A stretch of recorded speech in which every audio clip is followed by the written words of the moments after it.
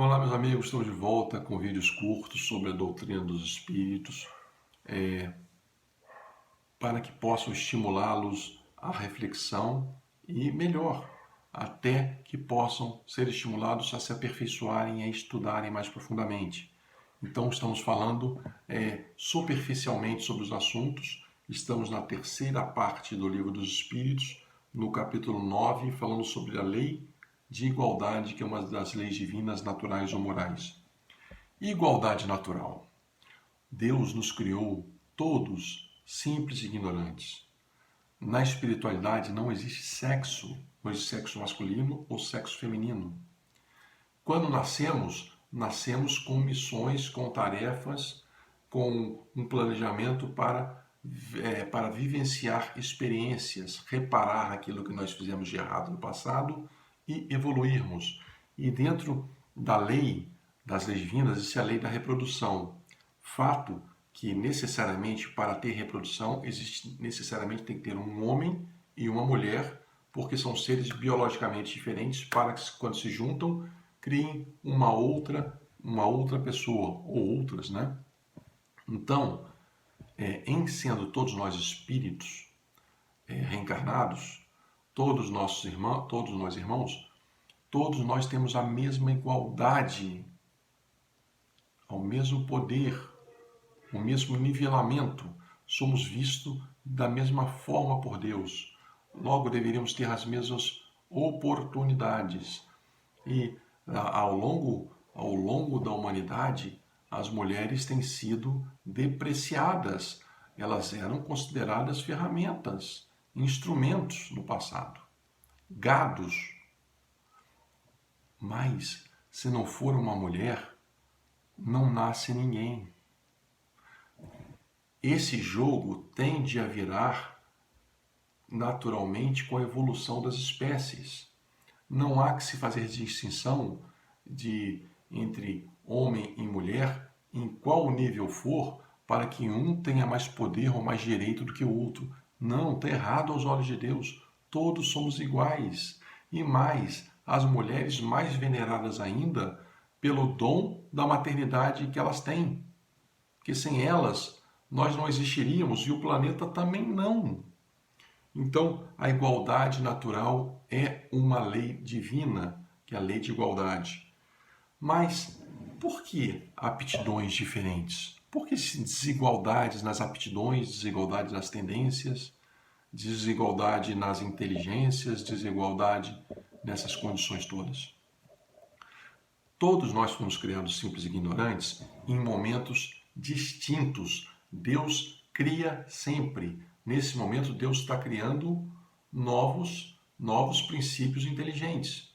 Porque a sucessão da criação de planetas também não cessa jamais. Existem planetas que já foram destruídos e os fragmentos desse planeta vão ser gerados, vão se unir para gerar outros planetas.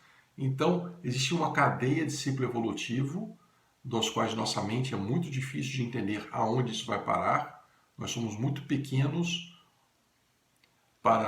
muito medíocres, para entender essa grandiosidade, para entender o que é infinito. Deus é infinito. Ele não é o infinito, ele é infinito.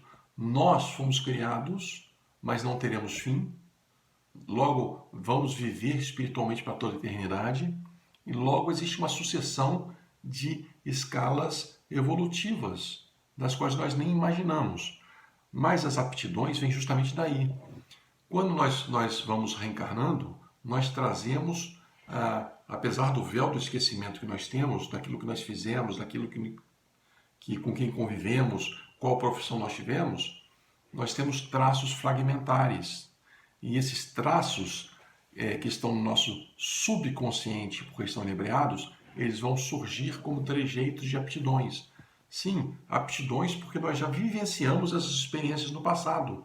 Logo, se nós temos algum traço inicial, algum indício inicial delas, é porque nós teremos mais facilidade do que outros para aprender aquele segmento.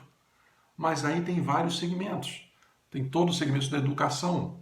Cada um tem facilidade com uma vertente, ou mais facilidade com uma vertente do que a outra. Existem aqueles que são talentos que têm várias faces, várias expertises, várias possibilidades. Agora, essas aptidões, elas também podem ser aptidões de bondade ou de maldade, em função também do que nós fizemos no passado, daquilo que nós temos que passar nessa vida, mas sempre visando a nossa evolução, sempre visando progressão, progresso, enfim, evoluir. Mas quando nós estamos na mesma caminhada, deveríamos ter em mente a gratidão também para que aqueles que têm mais um conhecimento possam disponibilizar esse conhecimento para que outros possam aprender. E assim nós venhamos a fazer um mundo melhor. Isso é o conceito de sociedade, é o conceito de evolução. Com relação às desigualdades sociais, sim, as provas, em função do que nós fizemos no passado, Deus, nosso Pai, sabe o que nós precisamos passar hoje, o que é melhor para nós hoje, para que venhamos a sermos pessoas ou espíritos melhores amanhã. Uma criança tem uma visão de curtíssimo prazo. Se for discutir com a criança, ela vai chorar porque quer a coisa para aquele momento, porque ela precisa daquilo. Ela precisa do pirulito ou da bolinha. Ela não sabe o que será melhor para ela no dia seguinte, ela não sabe o porquê da importância da escola, porquê de se desenvolver. Ela vai ficar naquilo que ela entende, se nós deixarmos. Daí a responsabilidade dos pais. Não, você vai estudar, você vai para o catecismo, você vai para a evangelização, porque vai ser bom para você. E deve ser forçado inicialmente, sim, enquanto a criança não for um ser pensante por completo. Mas essas desigualdades sociais, elas são frutos das nossas reencarnações passadas. Uns vêm passar a prova da riqueza, outros vêm passar a prova da pobreza, outros vêm passar outras tantas provas.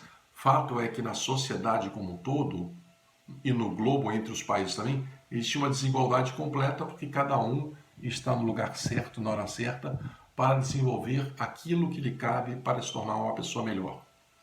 É importante também que se diga que a reencarnação é uma lei pedagógica, para nós aprendermos naquilo que nós utilizamos mal no passado ou fizemos mal a alguém. Ok? Então aquele que vivia pobre do pobre, é possível que tenha sido rico e tenha utilizado mal em outra existência.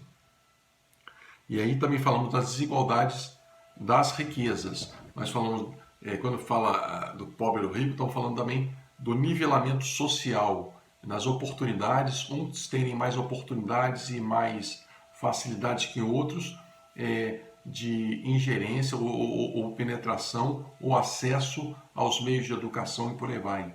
São diferentes? São diferentes, são desiguais.